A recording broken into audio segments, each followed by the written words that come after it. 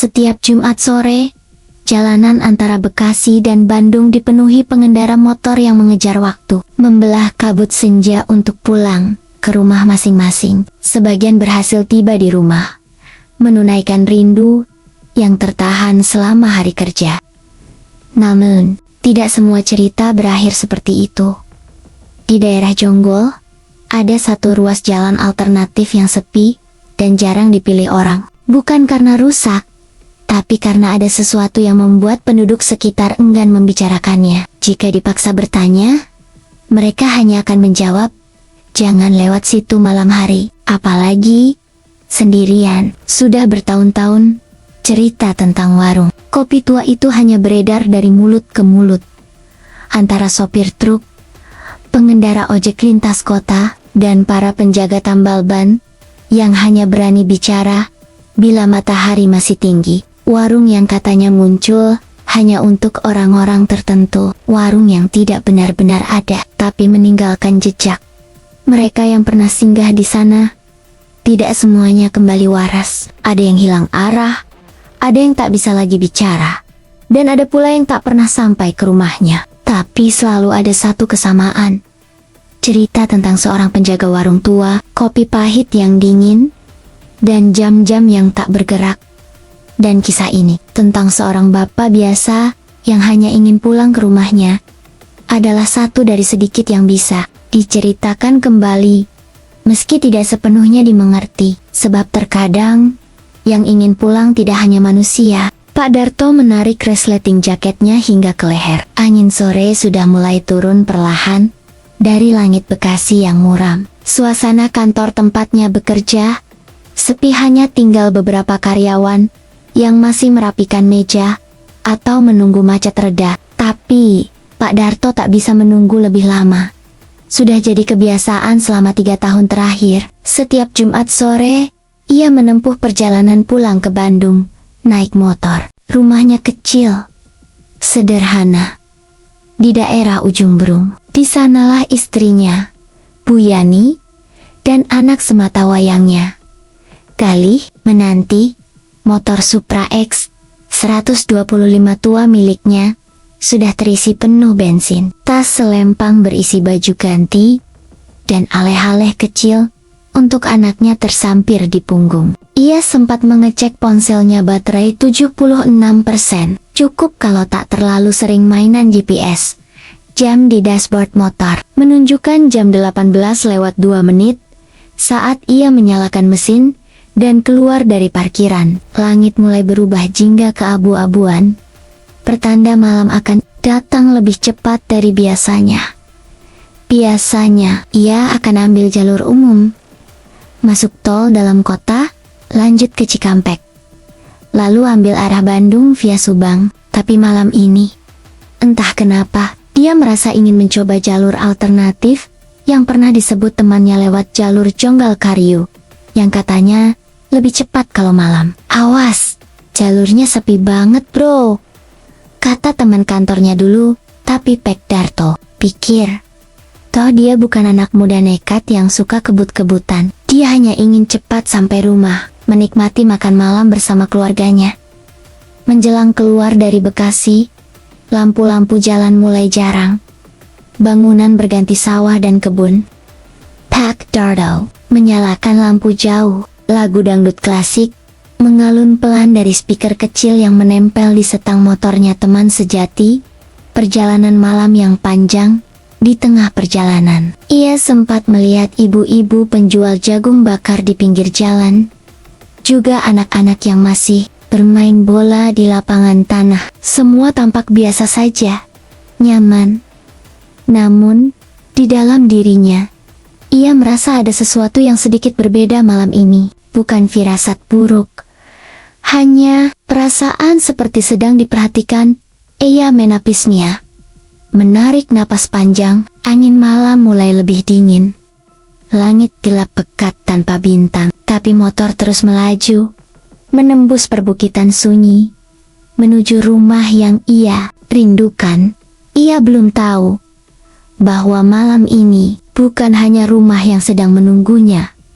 Pak Darto menuruni jalanan beraspal kasar menuju jalur alternatif Jonggol Cariu. Langit sudah gelap sepenuhnya sekarang. Tidak ada lagi bayangan jingga di langit barat. Hanya kelam yang pekat, seperti selimut hitam tebal menindih bumi. Beberapa rumah warga masih terlihat berjajar di tepi jalan, dengan lampu neon putih yang menggantung lemah di teras. Tapi makin jauh ia melaju, bangunan berubah menjadi ladang kosong, sawah tidur, dan semak belukar yang menggantungkan keheningan pada udara malam. Motor tua Pak Darto tetap melaju tenang. Ia hafal, motor itu luar dalam. Suara mesinnya adalah suara yang menemaninya melintasi ribuan kilometer. Tapi kali ini, ada yang membuatnya mengurangi kecepatan bukan karena takut, tapi karena diamnya jalan ini menekan telinga. Terlalu sunyi. Biasanya, di jam segini, masih banyak truk atau mobil pribadi melintas. Tapi sudah hampir 10 menit, ia tidak berpapasan dengan satu kendaraan pun. Tidak ada klakson, tidak ada lampu dari arah berlawanan, hanya suara angin dan motor yang memecah senyap. Ia merogoh saku jaket dan mengeluarkan ponsel, ingin mengecek GPS untuk memastikan bahwa ia berada di jalur yang benar. Tapi layar menunjukkan tidak ada sinyal. Ia mengangkat ponsel tinggi-tinggi, tetap nihil. Ah, biasa, gumamnya. Menenangkan diri, di daerah pegunungan dan perbukitan seperti ini, sinyal memang sering hilang. Ia melirik GPS motor yang biasanya terhubung dengan ponselnya, tapi kini, peta digital itu membeku. Tidak ada panah kecil penunjuk posisi, hanya peta kosong dengan tanda loading berputar-putar. Ya, mati. Dia menepikan motor sejenak. Berdiri di pinggir jalan, melihat ke depan. Jalan membentang lurus tanpa lampu. Tidak ada marka jalan. Tidak ada papan penunjuk arah. Pepohonan di kanan kiri menjulang seperti pagar gelap. Beberapa detik ia berdiri di sana, mencoba mengingat arah dari cerita temannya. Tapi entah kenapa, pandangannya terasa seperti diliputi kabut tipis. Bukan kabut sungguhan, tapi lebih seperti keraguan dalam pikirannya sendiri. Baru saja ia hendak melanjutkan perjalanan. Samar-samar terdengar suara motor lain dari arah belakang. Ia menoleh, berharap ada pengendara yang bisa diajak bertanya. Tapi suara itu tidak pernah sampai. Hanya bayangan suara yang memudar begitu saja. Ia kembali naik ke atas motor. Kali ini menyalakan lampu jauh lebih terang. Tapi lampu hanya menyentuh kabut tipis di depan jalan. Ia merasa perutnya sedikit mual. Mungkin masuk angin, pikirnya. Udara di sekitarnya berubah jadi lebih dingin. Angin malam berembus membawa bau tanah basah dan sedikit amis. Tapi belum ada rasa takut. Belum. Karena bagi Pak Darto, ini hanya jalan sunyi seperti yang pernah ia lewati berkali-kali. Yang belum ia tahu adalah jalan ini bukan hanya sepi, tapi juga dilupakan. Langit seperti meneteskan air mata kecil-kecil, pelan namun terus menerus. Tik, tik, tik, titik-titik air mulai menghantam visor helm Pak Darto. Membuat pandangannya buram, ia mengusap bagian luar dengan tangan kiri. Tapi tak lama kembali berkabut oleh embun dingin dan gerimis yang menggantung di udara. Motor tetap melaju pelan di jalan sempit, yang kini lebih gelap karena cuaca. Kilat sesekali menyambar di kejauhan, tapi tidak ada guntur. Hanya cahaya putih kebiruan yang muncul sekilas, cukup untuk memperlihatkan bayangan pepohonan tinggi di kanan kiri jalan. Bayangan yang bergerak sioliwala melambai, atau mengintai. Pak Darto mulai menggigil pelan. Jaketnya memang lumayan tebal, tapi udara dingin yang menyusup dari celah leher membuatnya tidak nyaman. Ia menurunkan kecepatan motor, matanya menatap jalan sambil sesekali melihat kiri kanan, mencari tempat untuk berteduh. Jangan maksa Dar, nanti sakit. Lagian belum tahu masih berapa jauh lagi ini, katanya dalam hati. Ponsel masih tanpa sinyal, GPS beku, tak ada mobil lewat. Tidak ada rumah penduduk. Jalan seperti menyempit, dikepung rimbun semak dan batang bambu liar. Lalu, di tengah gerimis yang kian rapat, tampaklah cahaya kekuningan samar di sisi kiri jalan, seperti lampu bohlam tua yang nyalanya lemah dan temaram. Pak Darto langsung menarik rem. Motor berhenti perlahan di depan bangunan sederhana yang seolah muncul begitu saja di antara gelap. Sebuah warung berdinding kayu, beratapkan seng karatan. Lampu menggantung di bawah terpal lusuh, menari-nari ditiup angin. Di papan kayu atasnya tertulis, "Warkop Mbah Seno, kopi pahit, gorengan." Cerita malam Pak Darto memandangi warung itu. Lampunya menyala. Artinya, ada orang. Terlihat 1-2 kursi plastik di depan dan meja kayu panjang. Ia melihat siluet orang duduk di dalam. Sepi. Tapi, bukan kosong. Hujan mulai lebih deras. "Ya udahlah, numpang ngopi bentar aja," gumamnya. Ia menepikan motor, menurunkan standar, dan berjalan cepat menuju warung itu, sambil menarik jaketnya lebih rapat. Tak ada firasat buruk, tidak juga firasat baik, hanya rasa ingin berteduh, dan sedikit kehangatan. Tapi begitu kakinya menginjak lantai warung yang basah, hujan tiba-tiba berhenti. Begitu saja, tidak perlahan. Langsung diam Pak Darto, berdiri sejenak di ambang pintu, mengerutkan dahi. Ia menoleh ke belakang jalan sunyi, basah dan gelap, tapi tak ada lagi bunyi hujan. Seolah hujan hanya turun untuk membawanya ke tempat ini. Pak Darto berdiri sebentar di ambang warung itu, mencoba memastikan apa yang ia lihat benar-benar nyata. Lampu kekuningan dari bohlam tua menggantung lesu di bawah atap seng yang berkarat. Cahayanya tidak terang, hanya cukup untuk menyinari bagian depan warung dan sebagian kecil jalan di depannya. Di papan atas warung, huruf kapital dari cat putih pudar membentuk tulisan, "Warkop Mbah Seno, kopi pahit, gorengan." Cerita malam. Tulisan cerita malam membuat keningnya berkerut sesaat. Apakah itu semacam candaan? Atau nama menu? Warung itu tampak sederhana sekali. Dindingnya dari kayu lapuk.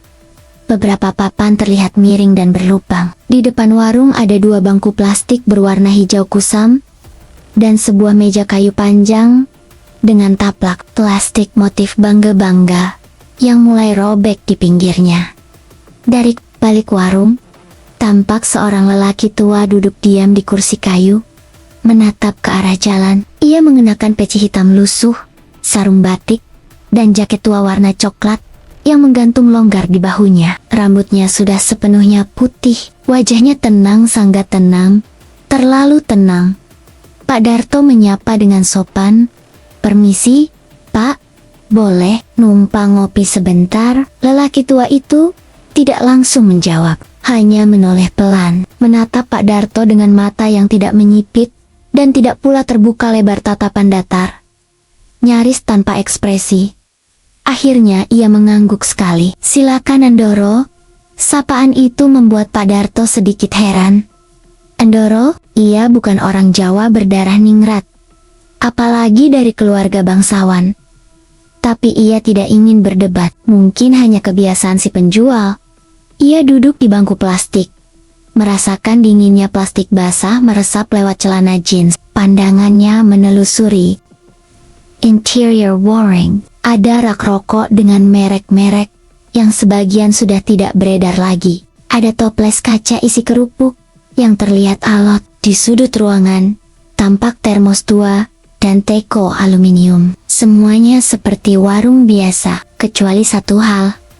Di ujung bangku panjang yang lain, duduk 3 orang, tapi mereka membelakangi Pak Darto. Tak bergerak sama sekali. Mereka duduk tegak, lurus, seolah menanti sesuatu. Pak Darto hendak menyapa sekadar basa-basi, tapi entah kenapa, mulutnya tertahan. Hatinya gamang. Ada sesuatu pada cara mereka duduk. Terlalu diam. Dari dapur warung, terdengar suara sendok dan cangkir bersentuhan. Mbah Seno, yang tadi duduk diam tahu-tahu sudah tidak ada di depannya. Padahal Pak Darto yakin belum melihat orang tua itu berdiri. Lalu, dari balik pintu kecil, suara serak terdengar. Kopi, pahit, tanpa gula ya, Doro. Padahal Pak Darto belum sempat memesan apapun. Ia mencoba tersenyum kecil, walau hatinya mulai mengencang pelan. Warung ini terlalu sunyi, terlalu hening untuk warung yang sedang buka. Bahkan suara jangkrik pun tidak ada. Dan ketiga orang yang duduk membelakanginya itu belum bergerak sejak tadi. Seperti patung atau sesuatu yang lain. Pak Darto duduk di ujung bangku, panjang, menyandarkan tubuhnya yang lelah. Setelah hampir 2 jam berkendara, kemejanya lembab oleh gerimis, dan hawa dingin dari lantai semen yang basah perlahan naik ke punggung. Suasana di dalam warung begitu sunyi, seperti ruang hampa yang meredam suara apapun. Bahkan, langkah kecil Mbah Seno di dalam dapur pun nyaris tak terdengar. Hanya desiran napas Pak Darto sendiri yang membayang di telinganya. Ia menoleh pelan ke samping. 3 orang di ujung bangku itu masih dalam posisi yang sama. Duduk tegak, kaku. Punggung menghadap ke arahnya. Yang satu mengenakan jaket kulit hitam, mengilap. Yang satu lagi berpeci dan berbaju koko putih. Dan yang terakhir, memakai kaos oblong lusuh yang warnanya sulit dikenali dalam cahaya temaram. Tidak satupun dari mereka menoleh. Tidak ada gerakan sedikit pun. Tidak batuk, tidak geser posisi, tidak mengambil rokok atau menyeruput kopi. Pak Darto mencuri pandang. Di depan mereka tampak gelas-gelas kopi, semuanya masih penuh. Tak tersentuh. Apa mereka tidur, pikir Pak Darto. Tapi posisi tubuh mereka terlalu tegak untuk orang yang tertidur, terlalu rapi. Ia membuka helm dan menaruhnya di atas meja. Berusaha bersikap sewajar mungkin. Ngopi dulu bentar, katanya. Mencoba mencairkan suasana, walau tak ada yang menanggapi. Sesaat kemudian, Mbah Seno muncul dari balik pintu dapur, membawa secangkir kopi dalam cangkir keramik putih dengan pinggiran retak. Uapnya tidak terlihat. Aromanya aneh, bukan wangi khas kopi robusta atau arabica, tapi seperti tanah lembab yang hangat. Silakan Ndoro, kopi pahit. Diseduh dari biji yang lama, suara Mbah Seno lirih. Tapi jelas, seolah ia tahu betul apa yang dibutuhkan tamunya. Pak Darto mengangguk sopan dan mengambil cangkir itu. Tangannya menggigil sedikit. Bukan hanya karena dingin, tapi juga karena keganjilan yang makin terasa. Terima kasih Mbah. Warungnya sepi ya? Mbah Seno hanya menatapnya. Tidak, menjawab. Lalu pelan-pelan, dengan langkah menyeret, ia kembali ke balik dapur. Tanpa suara, tanpa kesan kehidupan, Pak Darto menyeruput kopi itu. Pahit, tidak hambar, tapi pahit seperti arang. Ada rasa getir yang tertinggal di tenggorokan. Ia menahan batuk. Di saat yang sama, samar-samar dari sudut matanya, ia merasa 1 dari 3 orang di bangku ujung bergerak sedikit. Refleks, ia menoleh. Tapi ketiganya masih duduk dalam posisi yang sama, tak berubah. Mungkin hanya ilusi, mungkin dia terlalu lelah. Tapi jantungnya mulai berdetak lebih cepat. Ia meraih ponsel di sakunya. Masih tidak ada sinyal. Bahkan jam di layar ponselnya tidak bergerak tetap di jam 19:13 menit. Sejak tadi, ia mencoba restart ponsel, tapi malah mati total. Kepalanya mulai pening. Dan dari dapur, terdengar suara Mbah Seno lagi. Kali ini bukan menyapa, tapi menyanyikan tembang Jawa lama, pelan, sendu, seperti suara dari lorong waktu lain. Pak Darto memejamkan mata sejenak, tapi saat ia membukanya kembali, Cangkir kopinya sudah kosong, padahal ia merasa baru menyeruput sekali. Dan di ujung bangku, ketiga orang itu kini sedikit lebih dekat. Pak Darto menggenggam cangkir keramik putih retak itu dengan kedua tangan. Cangkirnya dingin, seperti baru dikeluarkan dari kulkas. Bukan dari tangan penjual kopi yang tadi menyeduh di dapur. Ia menunduk, mencoba mencium aromanya, tapi yang tercium bukan bau kopi panas seperti biasanya. Bukan aroma biji sangrai. Bukan juga kopi instan. Yang menyeruak justru bau tanah basah seperti halaman rumah yang diguyur hujan deras. Ada sedikit aroma logam tua dan amis.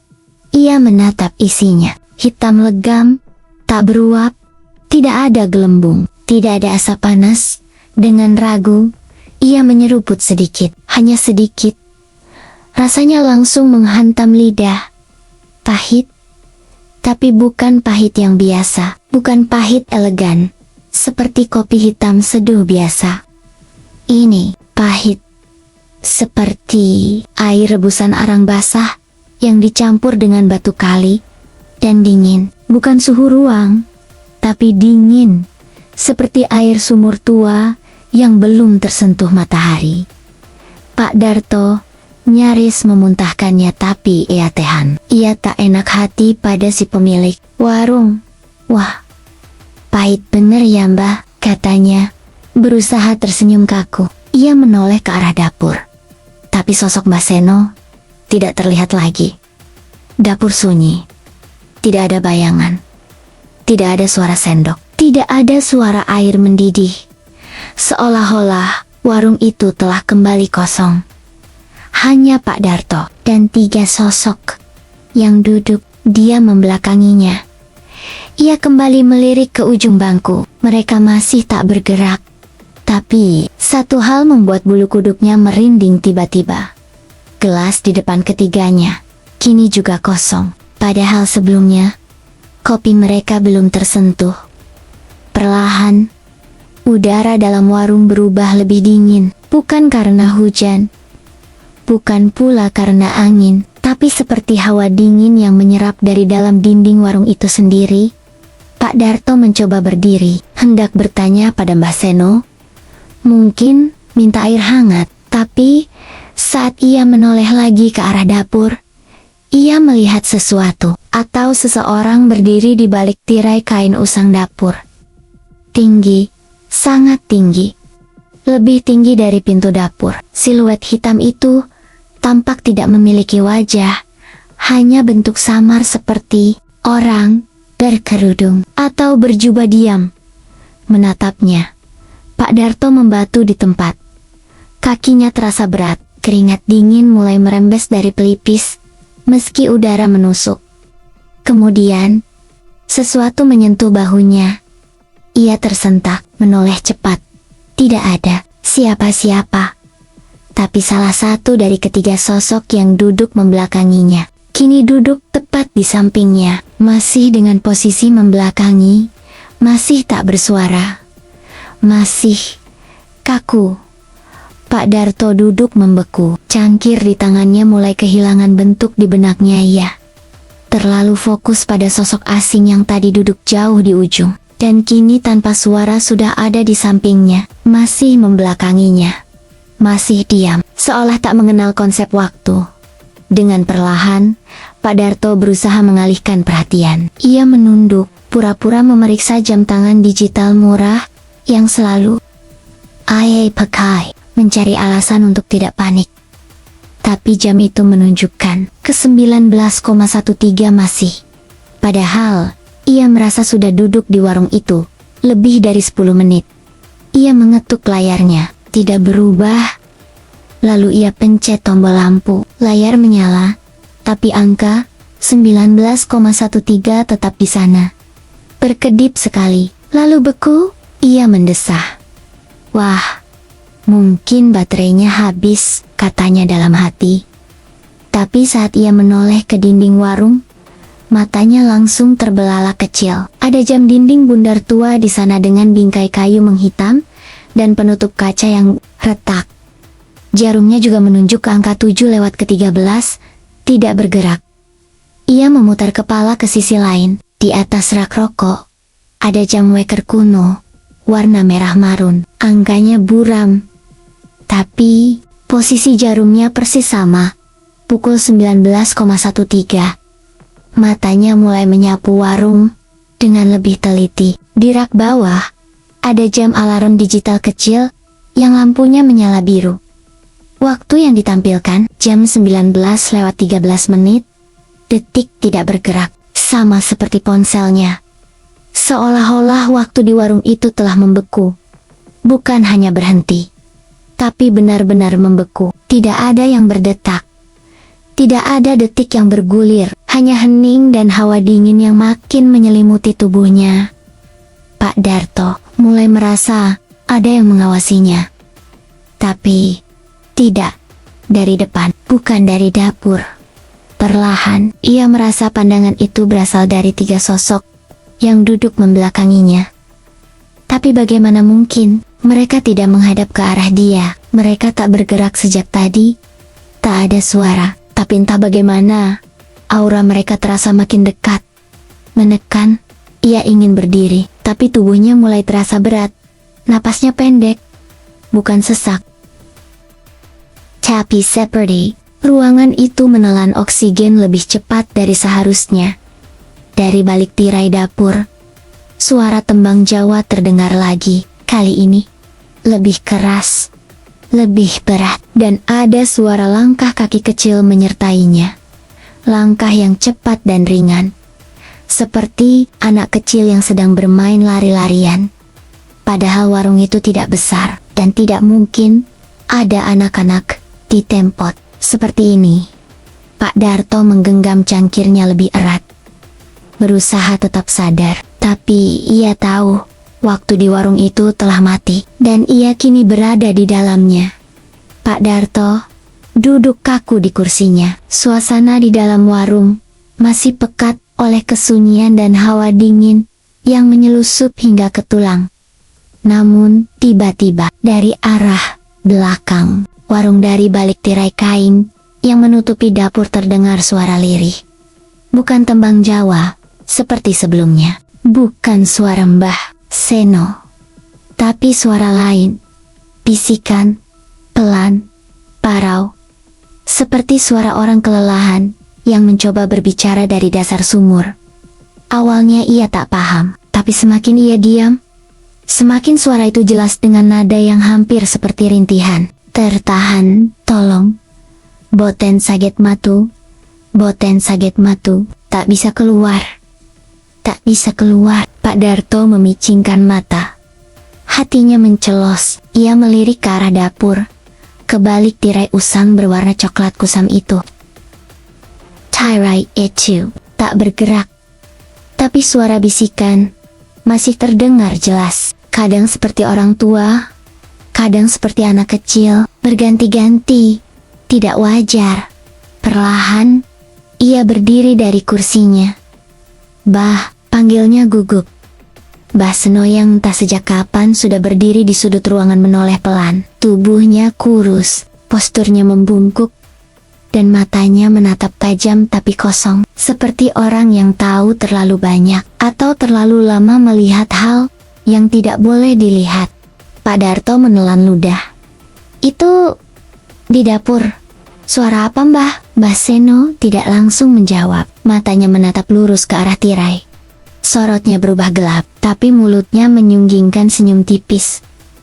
Lalu ia berkata pelan, datar. Itu suara angin malam, Doro. Nada suaranya terlalu tenang, terlalu terukur, seolah-olah ia sudah menjawab pertanyaan itu ribuan kali kepada orang-orang lain yang mungkin juga pernah duduk di bangku yang sama. Pak Darto ingin percaya, tapi bulu kuduknya berdiri. Itu bukan suara angin.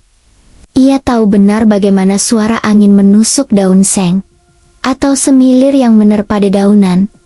Tapi ini seperti suara nyawa yang tertahan. Dari balik tirai, suara itu kembali terdengar. Kali ini lebih cepat, lebih mendesak. hampir seperti desakan langsung ke telinga Doro. "Tulung, ojo ndeleng, ojo balik. Tuan, tolong, jangan lihat. Jangan menoleh." Pak Darto menoleh cepat ke belakang. Refleks. 3. Sosok itu tak lagi membelakanginya. Mereka semua kini menghadap ke arahnya. Dan wajah mereka tidak punya mata, tidak punya mulut, hanya kulit hampa. Pak Darto terpaku. Jantungnya berdegup cepat seperti hendak melompat keluar dari dada. 3 sosok yang tadi duduk membelakangi kini menatapnya tanpa ekspresi. Salah satu dari mereka, yang mengenakan jaket kulit hitam mengilap, perlahan-lahan memutar kepalanya ke arah Pak Darto. Wajahnya berubah. Kulitnya sangat pucat, seperti mayat yang baru bangkit dari liang. Mata yang biasanya tak terlihat, kini tampak jelas putih semua. Tanpa iris dan pupil, seperti bola mata yang kosong dan beku. Pak Darto terdiam.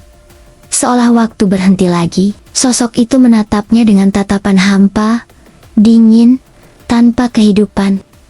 Tanpa suara.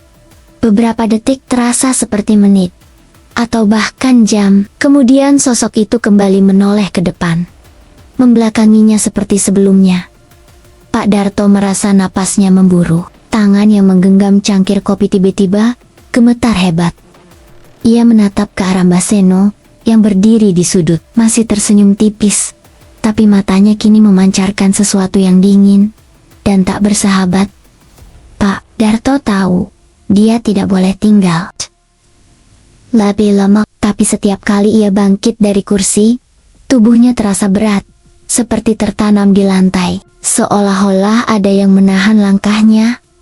Panik mulai merayapi pikirannya. Ia berbisik dalam hati, "Aku harus keluar dari sini, sekarang juga." Namun, saat ia menoleh ke pintu keluar warung, ia melihat sesuatu yang membuat darahnya hampir membeku. Pintu itu tampak jauh sekali jauh, melebihi ukuran warung kecil ini. Bahkan jalanan di luar tampak terdistorsi, berkelok-kelok dan berubah warna menjadi gelap pekat. Pak Darto berusaha bangkit lagi, tapi tubuhnya tak bisa digerakkan. Keringat dingin mengalir deras di dahinya. 3 sosok itu kini mulai berbisik pelan. Suara mereka terpecah dan berirama, seperti mantra lama yang menggerakkan udara. Pak Darto tidak mengerti kata-kata itu, tapi nadanya menghantui. Dia sadar, ini bukan warung kopi biasa, dan dia bukan tamu biasa. Pak Darto, dengan tangan gemetar, meraih dompetnya. Ia berusaha mencari uang untuk membayar kopi pahit yang tadi ia minum, walaupun rasanya jauh dari yang biasa ia nikmati. Dengan berat hati, ia menyerahkan beberapa lembar rupiah kertas lusuh pada Mbah Seno. Namun, Mbah Seno hanya menatap uang itu dengan tatapan datar, lalu menggeleng pelan. "Ndoro, ini bukan uang yang kami pakai," katanya pelan tapi tegas. Pak Darto tercengang. "Lomba, maksudnya?" Mbah Seno mengangkat jari telunjuknya, dan suara yang keluar seperti angin malam yang merayap ke tulang. "Di sini, kami tidak menggunakan uang dunia. Ini tempat antara, tempat yang terjebak di waktu dan ruang yang lain." Pak Darto mulai merasakan hawa dingin yang menyelimuti tubuhnya semakin pekat, membuatnya menggigil. "Mbah, saya harus pulang. Anak dan istri saya menunggu." Mbah Seno menatap dalam, seperti menimbang jiwa Pak Darto. "Tapi Ndoro harus pergi sebelum waktumu habis. Kalau tidak, kau akan menjadi bagian dari warung ini selamanya." Pak Darto terdiam. Ia menatap keluar melalui pintu warung. Jalanan yang tadi ia lihat, yang kini terlihat berkelok dan gelap, seperti pusaran hitam yang tak berujung. Mbah Seno melangkah mendekat, suaranya semakin lirih. "Pergilah sekarang Doro. Jangan menoleh ke belakang, jangan bicara. Kalau tidak, kau tidak akan pernah keluar." Pak Darto mengangguk terbata-bata. Ia mencoba mengatur napas dan menyiapkan diri untuk pergi. Namun saat ia berdiri, tubuhnya terasa berat. seperti diikat rantai tak terlihat. Dia tahu, waktu yang tersisa tidak banyak. Pak Darto mengayunkan pintu warung dan bergegas keluar. Hatinya dipenuhi ketakutan dan rasa panik. Hujan gerimis masih turun perlahan, tapi udara terasa semakin dingin dan pekat.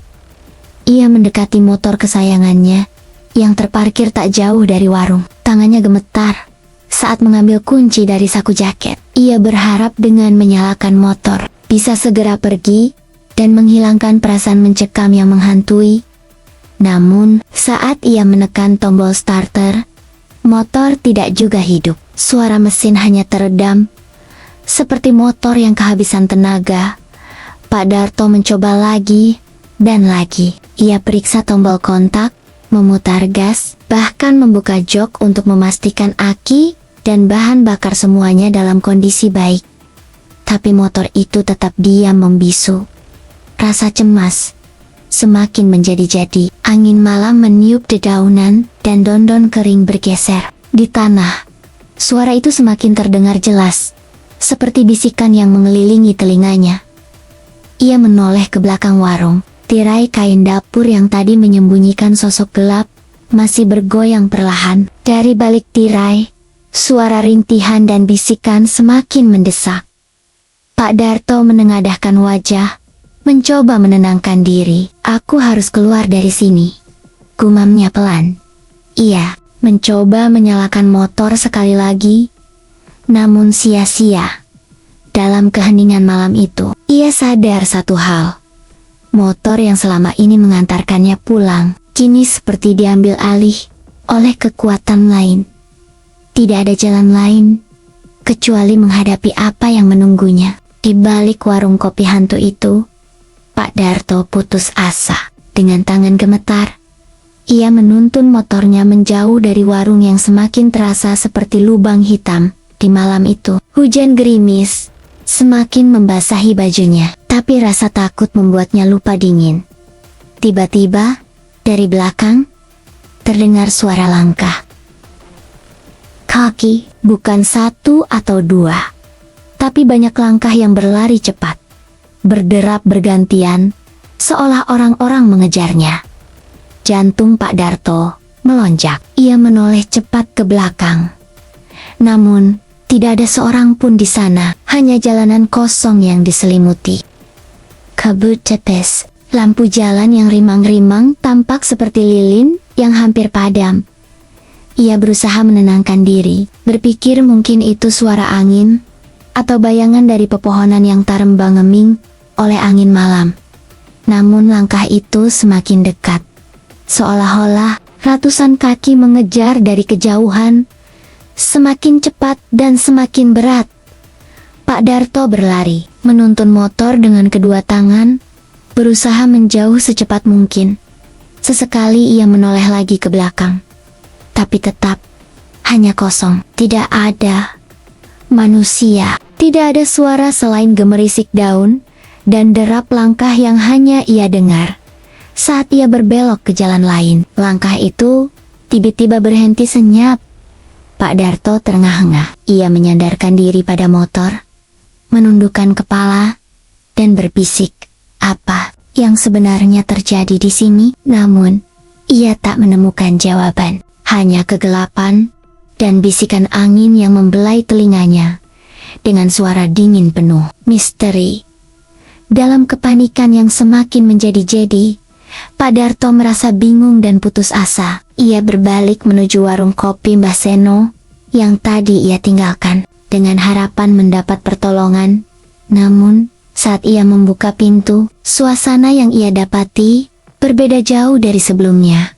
Warung itu kosong, sepi, kursi-kursi berbaris rapi, berdebu tebal seperti sudah bertahan-tahan, tidak dipakai. Meja-meja terlihat remang dan lapuk. Lampu temaram yang tadi menyala, kini padam total. Hanya remang bulan yang masuk melalui jendela, menampakkan debu beterbangan di udara. Pak Darto mencoba memanggil, "Mbah Seno, ada siapa di sini?" Tapi suara itu hanya memantul dan hilang di telan sunyi. Ia berjalan pelan, mencoba menyalakan lampu kecil di ponselnya. Cahaya itu menyinari beberapa sudut warung yang kini terlihat seperti reruntuhan tua. Tidak ada jejak manusia, tidak ada bau kopi, bahkan aroma asap rokok pun hilang. Pak Darto mulai merasa ada yang salah. Ini bukan tempat yang sama, gumamnya. Dia berlari keluar, menatap jalanan yang kini gelap gulita dan sunyi. Di mana warung itu? Di mana Mbah Seno dan para pengunjungnya? Seolah-olah semuanya telah lenyap, terhapus oleh waktu dan ruang yang berbeda. Saat Pak Darto berdiri di tengah warung yang sepi dan berdebu itu, matanya tertumbuk pada secarik kertas yang terlipat di atas meja kayu usang. Dengan jari gemetar, ia membuka kertas tersebut. Ternyata itu adalah koran lama, lusuh dan menguning, bertanggal tahun 1993. Judul utama di bagian depan koran itu tertulis besar, "Warkop terbakar, 6 orang tewas termasuk pemilik." Mbah Seno. Pak Darto membacanya ulang beberapa kali, seolah memastikan bahwa matanya tidak salah melihat. Berita itu mengabarkan kebakaran hebat yang melanda sebuah warung kopi di daerah Jonggol, dengan korban meninggal dunia yang tidak sedikit nama pemiliknya tercantum jelas, Mbah Seno. Keringat dingin mengalir di dahinya. Dia baru sadar bahwa warung kopi yang ia singgahi tadi adalah warung yang sudah lama tidak ada. Sebuah warung yang terbakar dan menjadi tempat yang terperangkap dalam waktu, menyimpan jiwa-jiwa yang tidak bisa pergi. Pak Darto menatap sekeliling, mencoba mencerna kenyataan yang membelenggunya. Apakah selama ini dia berbicara dengan roh? Apakah selama ini ia terjebak dalam tempat antara hidup dan mati? Suasana semakin mencekam, seolah-olah bayangan dari masa lalu itu masih menghantui setiap sudut ruangan. Setelah membaca surat dari masa lalu, Pak Darto berdiri terpaku. Jantungnya berdegup kencang. Saat itulah terdengar suara tawa serak, nyaris seperti tawa manusia yang sudah lama hilang dari dunia ini. Tawa itu datang dari kejauhan, samar, namun menembus keheningan malam. Kabut mulai turun perlahan, mengelilingi warung dan jalanan sekitarnya dengan selimut putih tebal. Pak Darto mencoba mengangkat ponselnya, berharap bisa menghubungi keluarga atau setidaknya mendapatkan sinyal. Tapi layar ponsel tetap gelap tanpa sinyal. Jalanan yang tadi ia kenal kini berubah menjadi lorong kabut yang tak berujung. Suara tawa itu semakin jelas, bercampur dengan suara desiran angin yang dingin menusuk tulang. Pak Darto menggigil, bukan hanya karena udara dingin, tapi juga karena ketakutan yang semakin menjadi. Ia tahu, kabut itu bukan sekadar kabut biasa. Ia berusaha menguatkan diri, melangkah perlahan menuju jalan yang mungkin membawanya keluar dari mimpi buruk ini. Namun, suara tawa itu terus mengikuti langkahnya. Semakin dekat, semakin menyeramkan. Pak Darto sadar bahwa dia tidak sendiri di kabut itu. Ada sesuatu yang menantinya, sesuatu yang ingin dia bawa kembali ke dunia nyata.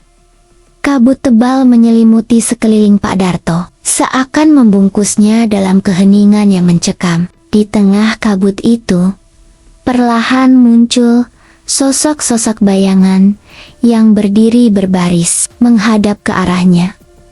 Awalnya samar, seperti bayangan dari mimpi buruk yang tak jelas bentuknya. Tapi lama-lama, bayangan itu semakin nyata. Wajah-wajah mereka pucat, mata kosong, dan tubuh mereka kaku seperti patung. Pak Darto merasa napasnya membeku. Dia tahu ini bukan manusia biasa, melainkan arwah yang terperangkap di warung kopi itu, yang menunggu sesuatu darinya. Bayangan itu semakin mendekat. Langkah mereka sunyi tanpa suara, namun terasa berat menghantui tanah di bawahnya. Pak Darto berdiri terpaku, tubuhnya gemetar. Ia ingin lari, tapi kakinya terasa seperti tertanam di tanah. Salah satu bayangan yang tampak lebih jelas dari yang lain melangkah maju. Wajahnya serupa dengan sosok yang ia lihat di warung kopi Mbah Seno. Dengan senyum tipis, namun matanya penuh kesedihan dan peringatan. "Doro, waktumu hampir habis." Suara itu bergema lembut, tapi penuh wibawa, menembus kabut dan menghantui jiwa Pak Darto. Dia tahu, ia harus memilih, terus bertahan, dan menghadapi bayangan-bayangan ini, atau menyerah, dan menjadi salah satu dari mereka. Pak Darto terpaku, ketika matanya tertumbuk pada jendela warung yang remang. Di balik kaca yang berdebu itu, terlihat sosok yang sangat familiar dirinya sendiri. Ia duduk santai di sebuah kursi kayu, memegang cangkir kopi, dan tersenyum lebar. Senyum yang sama seperti yang dulu sering ia tunjukkan saat bertemu keluarga di Bandung.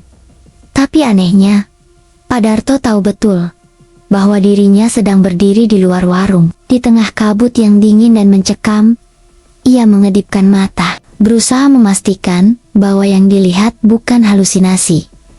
Namun, sosok dirinya di dalam tetap ada, tanpa bergerak, seolah melayang di waktu yang berbeda. Perasaan ngeri merayap di tubuhnya. Apakah itu bayangan masa depan atau masa lalunya yang terperangkap? Pak Darto merasakan gelombang dingin yang menusuk, seolah-olah ada sesuatu yang ingin menukarnya dengan sosok itu. Ia tahu, jika ia melangkah masuk ke dalam, mungkin ia tak akan pernah kembali keluar. Jantungnya berdetak kencang. Ia menatap sosok itu dengan tatapan penuh kebingungan dan ketakutan. Lalu, perlahan, sosok di dalam mengangkat cangkir kopinya dan memandang tepat ke arah Pak Darto. Senyumnya melebar, menjadi tawa yang mengerikan, menggaung hingga ke dalam jiwa Pak Darto. Dengan rasa takut yang menggunung, Pak Darto mencoba meninggalkan warung dan kabut misterius itu. Ia menuntun motornya ke jalan yang tampak seperti satu-satunya jalur keluar. Namun, semakin jauh ia melangkah, jalan yang dilalui berubah menjadi semakin asing. Pepohonan tampak lebih rapat. Bayangan gelap menari-nari di sisi jalan, dan udara terasa semakin dingin menusuk. Setelah beberapa menit berjalan, ia tiba-tiba menemukan dirinya kembali di depan warung Mbah Seno yang sama, dengan lampu kekuningan yang samar memancar. Pak Darto terpaku. Ia mengerjakan kepala, mencoba mengingat arah mana yang benar, tapi semua jalan tampak sama. Ia berlari, berusaha memecah lingkaran tak berujung ini, tapi setiap belokan dan tikungan hanya membawanya kembali ke titik awal yang sama. Motor yang tadinya diam, kini terasa berat, seolah-olah menambah beban yang harus ia pikul. Ketakutan dan putus asa semakin menguasai dirinya. Ia berteriak, memanggil nama istrinya dan anaknya, berharap suara itu mampu memecahkan jebakan yang menahannya. Namun yang menjawab hanyalah kesunyian dan bisikan angin malam yang dingin. Pak Darto sadar bahwa dia terperangkap dalam lingkaran waktu dan ruang yang tidak bisa ia pecahkan dengan akal sehat. Ia harus menemukan cara lain sebelum lingkaran itu menelannya selamanya. Pak Darto membuka matanya perlahan, terkejut saat menyadari dirinya terbaring di pinggir jalan raya yang ramai. Cahaya matahari pagi menembus dedaunan, menciptakan bayangan yang hangat dan familiar. Seorang pengendara truk berhenti di sampingnya dan menepikan kendaraannya. Dengan suara ramah, pria itu membangunkannya. "Pak, bangun, nanti kedinginan kalau tidur di sini terus." Pak Darto mencoba duduk dan melihat sekeliling. Motor kesayangannya ada di samping. Kondisinya baik dan normal, tidak seperti malam penuh kengerian yang baru saja ia alami. Ia meraba kepalanya, mencoba mengingat kejadian malam tadi. Semua terasa seperti mimpi buruk, tapi tubuhnya lelah dan jiwanya masih terguncang. "Pak, kenapa tidur di sini?" tanya si pengendara truk. "Jalanan tadi malam cukup sepi. Bahaya kalau tidur di pinggir jalan seperti ini." Pak Darto menggeleng, masih bingung dengan apa yang terjadi. Ia berjanji pada dirinya sendiri untuk segera melanjutkan perjalanan ke Bandung dan tak akan berhenti lagi sampai-sampai di rumah. Namun, sebuah perasaan aneh masih menggelayuti hatinya. Seperti ada sesuatu yang belum selesai, sesuatu yang masih menunggu di balik kegelapan malam. Setelah sampai di Bandung, Pak Darto merasa penasaran dan memutuskan untuk menanyakan warung kopi yang ia singgahi malam itu kepada warga sekitar daerah Jonggol. Ia bertanya pada beberapa orang, mulai dari pedagang hingga tukang becak yang berada di dekat lokasi. Namun jawaban yang ia dapat membuat bulu kuduknya berdiri. Warung kopi di situ? Sudah lama sekali nggak ada warung di situ, Pak. Jawab seorang pedagang dengan raut serius. Ah, iya, itu tempat angker. Pernah ada kebakaran besar tahun ke-1993. 6 orang meninggal dunia, termasuk pemiliknya, Mbah Seno, tambah tukang becak yang baru saja lewat. Pak Darto terdiam. Semua yang dialaminya malam itu ternyata benar-benar nyata, atau mungkin ia sudah bertemu dengan dunia lain yang selama ini tersembunyi. Tempat yang selama ini dianggap biasa, ternyata menyimpan cerita kelam dan jiwa gewa yang tak bisa pergi. Dengan perasaan campur aduk antara lega dan takut, Pak Darto menghela napas panjang. Ia sadar, perjalanan pulangnya kali ini bukan sekadar perjalanan biasa. Ada misteri yang harus ia hadapi, dan sebuah kisah horor yang akan selalu menghantui dalam ingatannya. Perjalanan Pak Darto bukan sekadar perjalanan pulang ke rumah. Malam itu, di tengah gerimis dan kabut, ia terseret ke dalam sebuah dunia yang tak terlihat oleh mata biasa dunia, di mana waktu berhenti, dan jiwa-jiwa yang hilang masih berbisik pelan di sela angin malam. Cerita seperti ini bukan hanya kisah mistis, tapi cermin dari kepercayaan dan budaya kita yang kaya akan cerita yang mengajarkan kita untuk selalu waspada dan menghormati alam gaib di sekitar kita. Kalau kamu penasaran dengan kisah-kisah seram lain yang penuh nuansa budaya Indonesia dan kisah nyata dari berbagai sudut negeri, jangan lupa untuk subscribe dan ikuti terus cerita-cerita menarik yang akan aku bagikan.